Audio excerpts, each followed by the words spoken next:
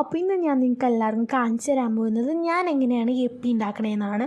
First തന്നെ നമ്മൾ സാധാ യപ്പി ഉണ്ടാക്കണ പോലെ ചൂടുവെള്ളത്തിൽ നൂഡിൽസ് ഇടുക, അതേപോലെ തന്നെ നമ്മൾ ആ മസാല ഇടുക കേട്ടോ. അപ്പോൾ ഇത് നല്ലപോലെ വെന്ത് കഴിയുമ്പോൾ നമ്മൾ എന്ത് ചെയ്യുക, പിസയിൽ ഇടുന്ന ഒറിഗാനോ പൗഡർ ഇടുക കേട്ടോ.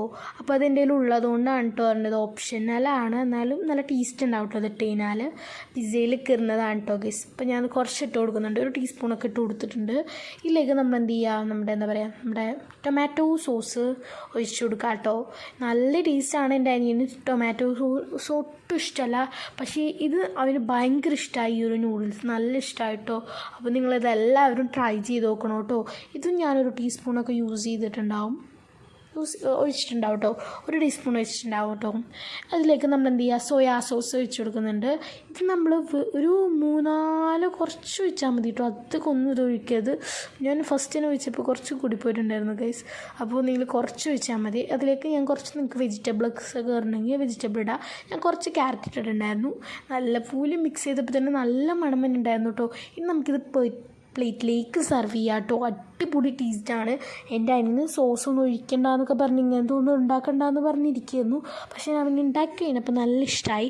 അപ്പോൾ എല്ലാവരും ട്രൈ ചെയ്ത് നോക്കുക. അപ്പോൾ ഞാൻ ഈ പ്ലേറ്റിൽ സെർവ് ചെയ്തിട്ടുണ്ട്.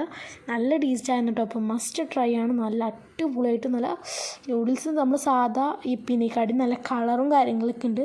നല്ല ടേസ്റ്റാണ് കേട്ടോ. സോസിൻ്റെ ടേസ്റ്റ് ഒന്നും മുന്തി നിൽക്കുന്നില്ല, അടിപൊളി ടേസ്റ്റാണ്. അപ്പോൾ എല്ലാവരും ഈ ഒരു റെസിപ്പി ട്രൈ ചെയ്തിട്ട് നിങ്ങളുടെ എങ്ങനെയുണ്ടെന്നൊക്കെ ഒന്ന് പറയാം കേട്ടോ. നിങ്ങൾക്ക് ഇഷ്ടമായോ ഇല്ലോ എന്നൊക്കെ ഒന്ന് പറയണേ. പിന്നെ എൻ്റെ ചാനൽ ഇതുവരെ സബ്സ്ക്രൈബ് ചെയ്യാണ്ടാണ് കാണുന്നത്, ഒന്ന് സബ്സ്ക്രൈബ് ചെയ്യും, പ്ലീസ് സബ്സ്ക്രൈബ് ചെയ്യണം കേട്ടോ ഗായ്സ്. അപ്പോൾ സബ്സ്ക്രൈബ് ചെയ്യാണ്ടാണ് കാണുന്നത്, ഒന്ന് സബ്സ്ക്രൈബ് ചെയ്യുക, വീഡിയോ ലൈക്ക് ചെയ്യുക, അതേപോലെ തന്നെ കമൻറ്റ് ചെയ്യുക. നിങ്ങളിത് ട്രൈ ചെയ്യണം.